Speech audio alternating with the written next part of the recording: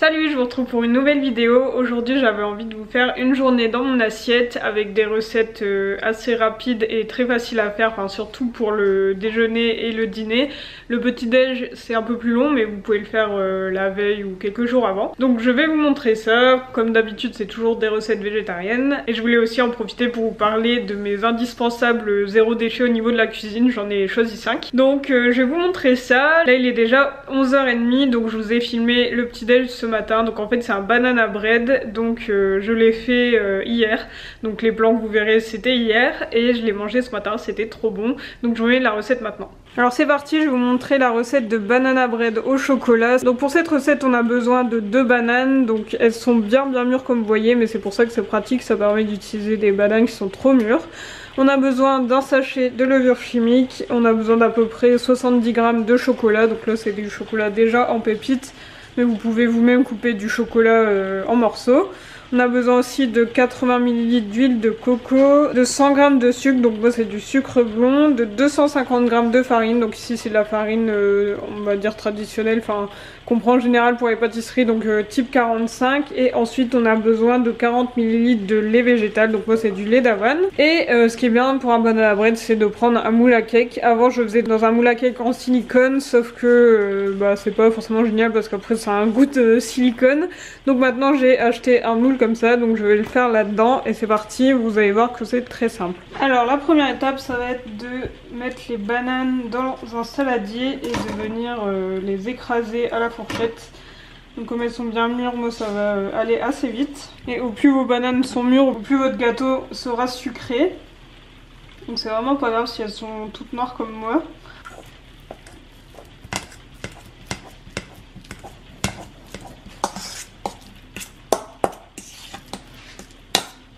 Ensuite j'ajoute les 100 g de sucre et comme elles sont vraiment très mûres, je vais plutôt mettre 80 g de sucre pour que ça soit trop sucré. Je mélange bien. Ensuite je vais mettre 80 ml d'huile de coco dans un verre pour mettre au micro-ondes parce que là elle est vraiment hyper dure. Voilà, donc je vais la mettre à chauffer au micro-ondes 30 secondes, 1 minute. Et voilà, c'est fondu. Donc ensuite je rajoute ça dans mon petit saladier. Je mélange bien. Ensuite je vais mettre mon sachet de levure chimique, ma farine, donc 250 g.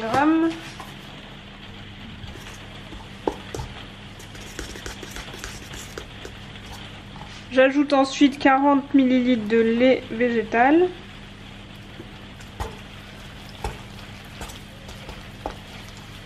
Et enfin je rajoute à peu près 70 g de chocolat. Donc moi comme je disais c'est des pépites.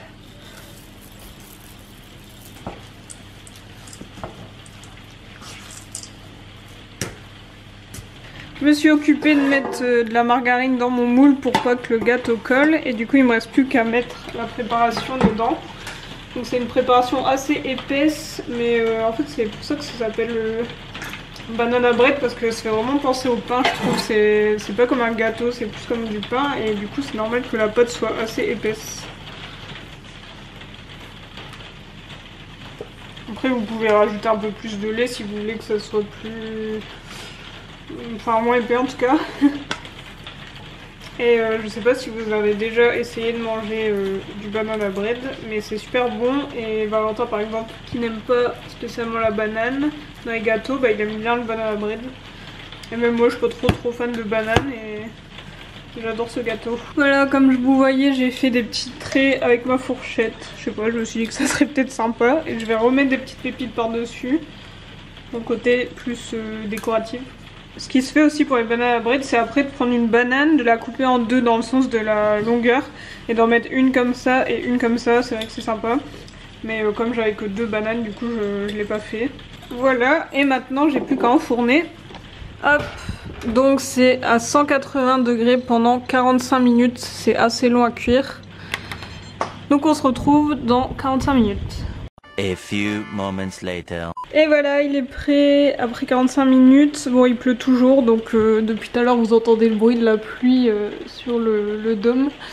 Il fait que pleuvoir aujourd'hui. Je vais me couper un petit morceau maintenant et faut que j'arrive à pas tout manger hein, parce que le but c'est d'en avoir pour le petit déj demain. J'ai vérifié la cuisson avec un couteau que j'ai planté à l'intérieur, donc la lame est sortie sèche donc c'est bon.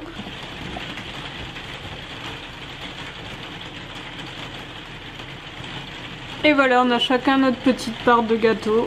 J'adore le manger quand il est encore chaud. Vous voyez, ça ressemble un peu à du pain. C'est un peu, je sais pas comment dire, mais ça s'effrite un peu, mais je trouve ça super bon.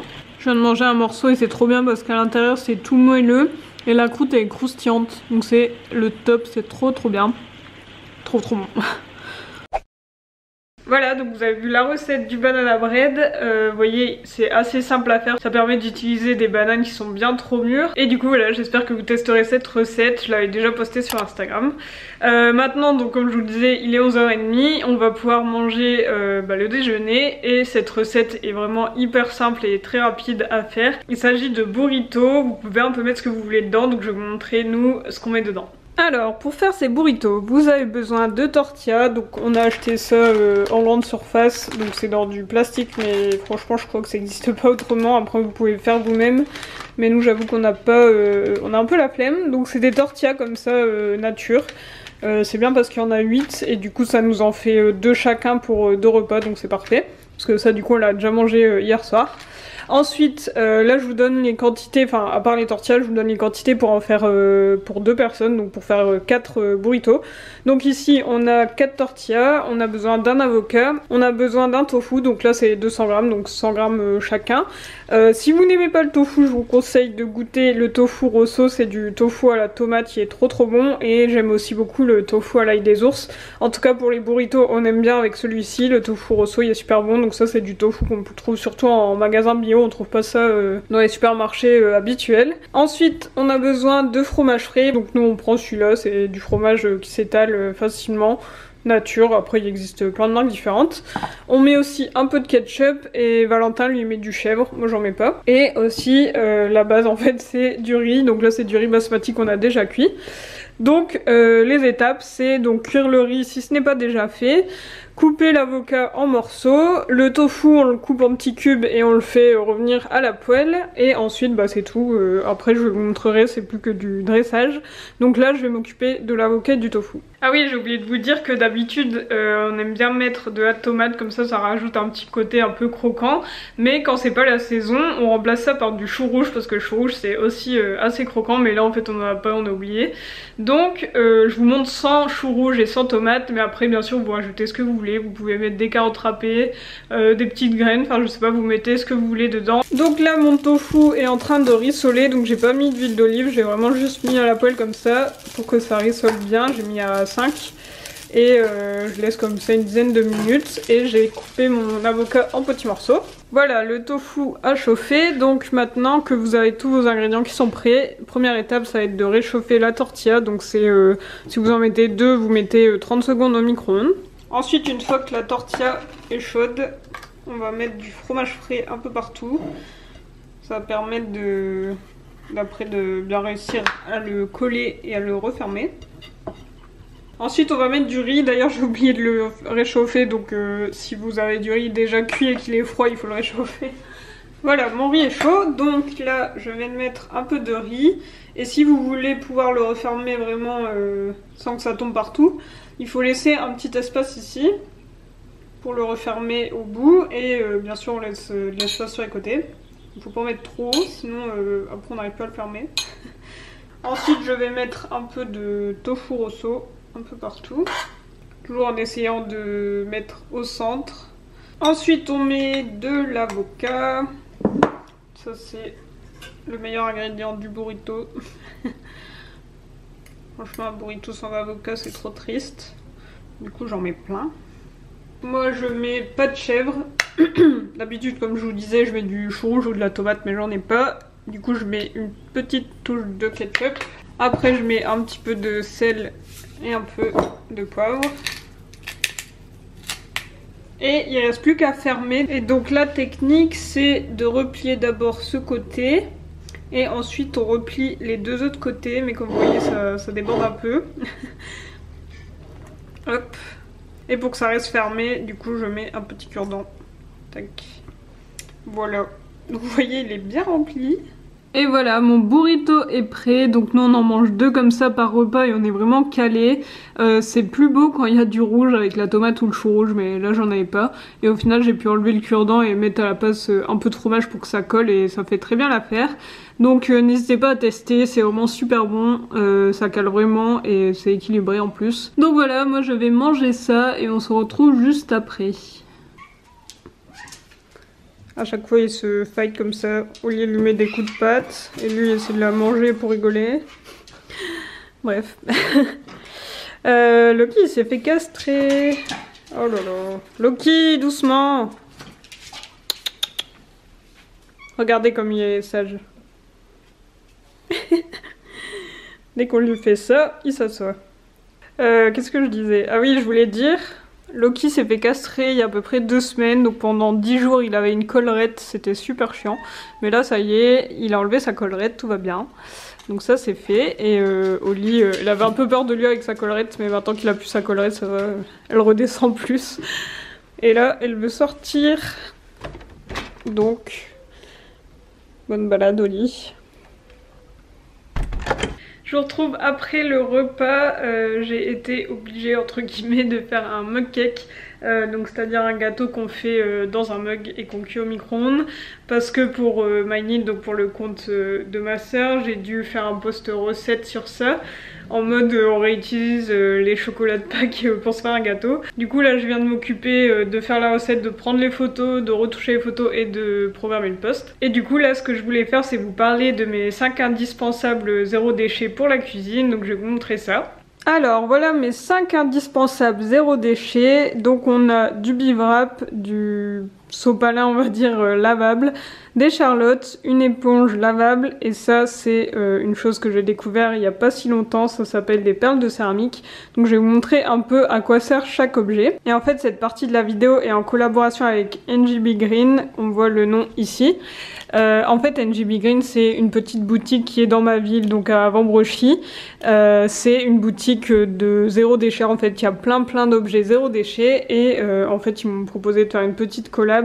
Et comme moi c'est des objets que j'utilise au quotidien et que le zéro déchet c'est important pour moi, je me suis dit que ça serait sympa de vous montrer comme ça des objets de leur boutique. Donc sur les 5 objets que je vous présente, il y en a 4 qui viennent de la boutique NGB Green. Il y a juste ce sopalin que j'ai reçu à Noël par ma soeur, donc je sais pas d'où il vient mais c'est super pratique. Donc c'est parti, je vais vous montrer à quoi sert chaque objet. Alors je vais commencer par vous montrer le bivrap. Donc je sais pas si vous connaissez, moi je connais depuis quand même assez longtemps. Donc là comme il est neuf, il ressemble juste à une feuille. Mais en fait le principe du bivrap c'est que ça remplace l'aluminium ou le cellophane. Et ça permet d'emballer des aliments, vraiment de bien les emballer et de pouvoir les conserver. Comment ça fonctionne? Là comme c'est neuf, c'est une feuille assez rigide. Pour la première utilisation, il faut le froisser et le défroisser 2-3 fois. Donc vous voyez, on le prend comme ça, on le froisse et ensuite on le déplie, et en fait le bivrap ça colle en fait grâce à la cire d'abeille. Donc déjà là il est déjà plus froissé, on recommence et une 3e fois. Et voilà, donc là notre bivrap est prêt à être utilisé. Franchement le motif, j'adore, j'aime trop moi les motifs comme ça un peu tropicaux et tout, je le trouve super joli ce bivrap. Et donc une fois qu'on l'a froissé et défroissé 3 fois comme ça, on peut l'utiliser. Et comment on s'en sert? Simplement on va prendre un aliment, donc je vais aller chercher une pomme. Donc là on a notre pomme, imaginons qu'on veuille l'emporter avec nous pour goûter à l'extérieur, ou alors moi le matin ça m'arrive de manger que la moitié, du coup si je veux conserver l'autre moitié, on la met dans notre bivrap et on referme, et en fait on fait comme ça. Et ce qui est bien c'est qu'avec la chaleur des mains ça va tout simplement coller tout seul. En fait on ferme et on fait bien comme ça, on appuie bien avec nos mains pour que la chaleur de nos mains aille sur le bivrap, et vous voyez ça colle tout seul en fait, ça se ferme tout seul, il n'y a pas besoin de mettre quoi que ce soit. Grâce à la cire d'abeille, ça colle et ça permet vraiment de bien conserver. Donc les bivraps c'est super pratique. Donc vous pouvez l'utiliser pour des fruits, même au-dessus d'assiettes si vous voulez conserver un reste dans une assiette. Vous pouvez mettre le bivrap au-dessus de l'assiette et vous collez comme ça sur les bords de l'assiette. Si au bout d'un moment il colle plus parce qu'il n'y a plus trop de cire d'abeille, et vous pouvez trouver des petits cubes en fait de cire d'abeille. Vous avez juste à étaler dessus, passer ça au four et ça recollera comme s'il était neuf. Donc ça dure vraiment super longtemps. Moi ça doit faire 2 ans que j'ai j'ai du Bivrap et que je l'utilise encore aujourd'hui. Là j'ai celui-là qui est tout neuf du coup, mais j'en ai d'autres et vraiment c'est top. Ensuite le deuxième objet c'est une éponge lavable pour faire la vaisselle. Donc nous ça fait plus d'1 an qu'on utilise ça pour faire la vaisselle. Ça permet d'éviter les éponges qu'on jette au bout d'un mois. Celle qu'on avait, donc elle nous a duré 1 an, je vous avoue qu'elle était dans un sale état à la fin. Mais là du coup on en a une toute neuve. Donc celle-ci elle a une face toute douce qui est en coton et qui permet de nettoyer votre vaisselle si c'est pas trop sale quoi, ou surtout pour, enfin ça c'est très pratique pour nettoyer votre cuisine, nettoyer votre table. Et vous avez un côté en lin qui permet plus de gratter en fait si nécessaire. Et aussi à l'intérieur c'est du kapok, donc en fait c'est de la fibre végétale à l'intérieur. Donc cette éponge elle est vraiment top. Nous en fait on en a une deuxième qui vient aussi d'NGB Green. On a celle-ci ça fait déjà 1 mois qu'on l'utilise, donc elle a déjà un petit peu vécu. Et elle en fait elle est un peu différente, vous voyez le devant n'est pas pareil. Mais celle-ci en fait c'est du tissu upcyclé, donc ça veut dire que c'est du tissu qui a été récupéré sur des vieux vêtements, qui a été découpé et réutilisé pour faire cette éponge. Donc sur la boutique d'NGB Green vous avez les 2 sortes d'éponges, celle en tissu upcyclé et celle-ci qui est plus en coton tout doux comme ça. Et donc ça je trouve que c'est vraiment ultra pratique. Je me demande pourquoi il n'y a pas plus de gens qui en ont, parce que franchement ça change rien de laver avec ça ou avec une éponge qu'on trouve en grande surface et qu'on jette hyper rapidement. Donc ça c'est vraiment un indispensable de ma cuisine. Troisième objet, on a les petites charlottes. Donc ça c'est un peu le même principe que le Bivrap, ça sert à conserver sans utiliser d'aluminium ou de cellophane. Donc on a 2 tailles différentes, ça va être plus pour les bols, ça va être plus pour les assiettes, et sur la boutique d'NGB Green vous en avez une encore plus grande qui sert par exemple pour les plats à tarte. On a la toute petite, si je regarde sur l'étiquette, qui est la taille S, qui est en coton enduit, certifié au Ecotex, et on a la plus grande qui est la taille M, qui est en voile de lin. Donc c'est top, vous pouvez facilement la laver à l'eau, c'est super pratique. Je vais vous montrer comment je m'en sers moi par exemple sur une assiette. Vous voyez ce midi on a mangé des burritos avec du riz, donc il nous en reste. Donc ce que je fais c'est que au lieu de mettre de l'alu par dessus, parce que j'ai même pas d'alu chez moi de toute façon, ou au lieu de salir un tube en verre juste pour ça, et du coup je mets ma petite charlotte par dessus, et voilà, comme ça c'est conservé dans mon frigo. Je le mets comme ça évite de faire de la vaisselle en plus. Et en plus franchement les motifs sont super jolis, moi j'ai choisi ça, il y a plein d'autres motifs mais je trouve que ceux-là vont très bien ensemble, j'adore les couleurs. Et très pratique, et pareil si je vous montre avec un bol. Et voilà, comme ça vous avez vos 2 restes qui sont bien conservés. Ensuite quatrième objet, là c'est quelque chose comme je vous le disais que je connais depuis peu de temps, c'est des perles de céramique. Donc ça ressemble à ça en fait, c'est des toutes petites billes de céramique, des petites perles comme ça.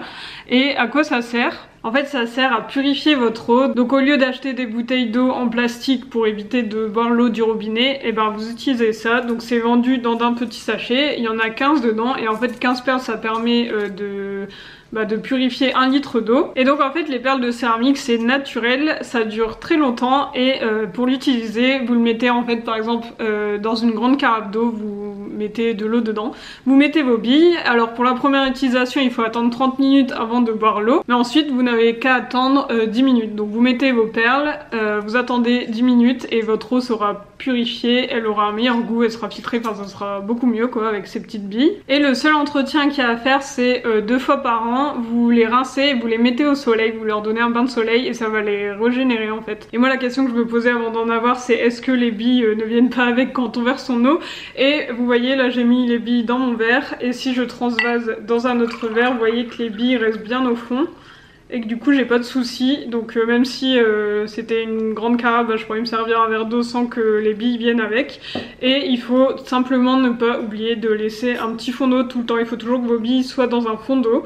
Et voilà c'est tout, vous allez juste avoir une carafe en verre, vous mettez dedans et c'est bon. Et enfin le dernier objet c'est donc ce sopalin lavable. Donc comme je vous disais ça c'est un cadeau que j'ai eu de ma soeur, donc je sais pas d'où ça vient, mais en tout cas je le trouve vraiment canon, les motifs sont super jolis. Et ça c'est aussi pareil un indispensable, ça fait je sais pas peut-être 2 ou 3 ans qu'on n'achète plus de sopalin, je vois même plus l'intérêt, parce que même si vous n'avez pas de sopalin lavable, vous pouvez très bien, moi c'est ce que j'avais fait au départ, récupérer des vieux t-shirts à vous que vous mettez plus et vous les découpez, et en fait les bouts de tissu que vous récupérez, ça vous fait des chiffons qui font un peu office de sopalin. Mais en tout cas celui-là je le trouve vraiment sympa parce que vous voyez les feuilles se détachent, donc quand vous vous en servez, vous prenez une seule feuille, vous nettoyez ce que vous avez nettoyé, vous le mettez à laver et ensuite vous avez votre rouleau comme ça, et une fois que vous avez lavé toutes vos feuilles, et vous les rattachez ensemble et ça vous refait un petit rouleau. Donc moi je trouve ça vraiment très pratique. Là c'est un rouleau de 4 feuilles, mais il en existe des plus gros avec plus de feuilles, mais je trouve ça vraiment top. Ça permet de nettoyer par terre, nettoyer les tâches qu'on fait au quotidien sans utiliser de sopalin ou de mouchoir, et vous pouvez en trouver partout, il y a plein de sortes, il y a plein de motifs, donc aucune excuse pour ne pas en prendre. Donc voilà, c'est tout pour mes 5 indispensables zéro déchet. Dites-moi en commentaire vous quels sont vos indispensables zéro déchet si vous ne deviez en choisir que 5. Et du coup comme c'est une petite collab avec NGB Green qui est vraiment à 2 pas de chez moi, forcément j'ai un code promo pour vous. Donc le code c'est LittleGreen10 tout en majuscule, qui vous donne moins 10% sur tout le site NGB Green sans date limite, donc ça c'est cool. J'ai aussi un lien affilié, donc si vous ne connaissez pas le principe, en fait c'est un lien où vous passez par là en fait pour aller voir la boutique, pour faire vos achats si vous achetez quelque chose, et en fait moi je vais récupérer un petit pourcentage sur vos achats, donc vous ne payerez rien de plus, mais moi ça me fait une petite rémunération, donc c'est toujours sympa quand on fait des collabs d'avoir une petite rémunération. Et du coup vous avez donc le code qui vous permet d'avoir moins de 10%. Donc j'espère que cette petite collab vous plaît. Vous verrez sur le site il y a vraiment plein de choix, il y a plein de motifs. Moi franchement j'adore leurs motifs, il y a vraiment plein de motifs différents qui sont super jolis, et comme c'est une petite boutique dans ma ville, c'est encore mieux. Donc n'hésitez pas à aller voir ça. Je vous mets le rappel du code promo en barre de description, et je vous mets mon lien affilié, donc n'hésitez pas à passer par là. Et du coup on se retrouve plus tard pour le dîner. Vous allez voir, c'est un super bon repas qui est vraiment très rapide à faire. Alors c'est parti pour le repas du soir. Donc je vais préparer un petit pad thai maison avec des légumes pour wok de chez Picard. Donc c'est un peu un repas de flemme comme ça c'est déjà prêt. Donc j'ai pris cette version là, dedans il y a des pois croquants, pousses de haricots mango, carottes, poivrons jaunes, fèves de soja, oignons émincés. Le paquet de 600 grammes va bien pour faire 4 parts. Et du coup pour faire un pad thai avec, on a besoin de tagliatelle de riz, donc ici j'ai pris celle-ci en magasin bio, du beurre de cacahuète, du lait de coco et de la sauce soja. Ici c'est de la sauce spéciale pad thai, mais en gros de la sauce soja ça fonctionne. Et ensuite c'est assez simple en fait, on suit les instructions du paquet, donc en fait c'est 8 minutes à feu moyen. Et ça pareil, on suit aussi les instructions, en fait il faut mettre 10 minutes dans de l'eau froide et après on met 5 minutes dans de l'eau bouillante et c'est prêt. Donc je vais m'occuper de chauffer les légumes, de cuire les tagliatelles, et après je vous montrerai à peu près le dosage pour faire la sauce.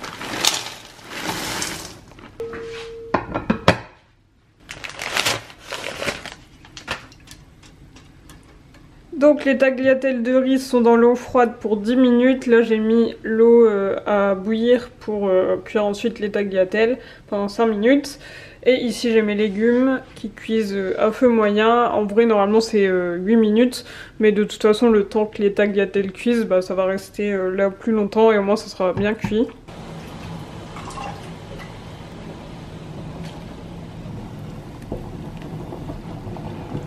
Pendant que mes tagliatelles continuent de cuire, je vais m'occuper de faire la sauce dans les légumes. Donc là il y a pas mal d'eau de décongélation au fond, mais bon ça va servir un peu à fluidifier la sauce on va dire. Alors d'habitude je fais à l'œil, mais je vais essayer de vous compter le nombre de cuillères à soupe. Alors là je mets du lait de coco. On va dire que j'ai mis à peu près 10 cuillères à soupe.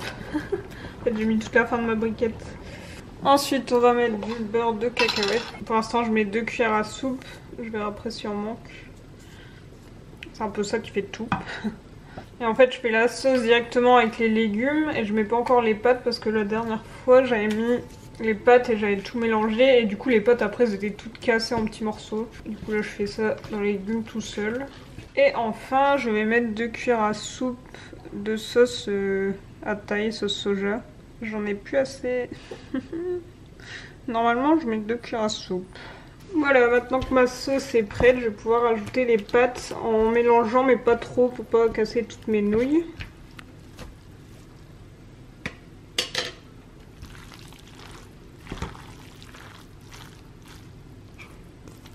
Et voilà, c'est prêt. J'ai rajouté du sel et du poivre et des petites cacahuètes. Du coup, vous voyez, c'est une recette très rapide à faire. Une fois qu'on a le sachet de légumes de chez Picard, bah ça va super vite. Ça prend 15 minutes le temps que les pâtes cuisent en fait. Et n'hésitez pas à vous faire plaisir avec le beurre de cacahuète et la sauce soja parce que c'est ça qui va donner tout le goût. Et du coup, on va manger ça en regardant notre petite série. Bon, je vous retrouve maintenant. On a fini de manger. Il est pas très tard, là il est 22 h, mais demain on va se lever assez tôt parce que on est en train de refaire l'étage en fait. Le week-end qui est passé, là on s'est occupé de démonter l'ancien dressing qui est dans le bureau et de monter 2 nouvelles armoires. Et là ce week-end on va s'occuper de peindre, enfin de repeindre le bureau, et le week-end prochain on va s'occuper de repeindre la chambre.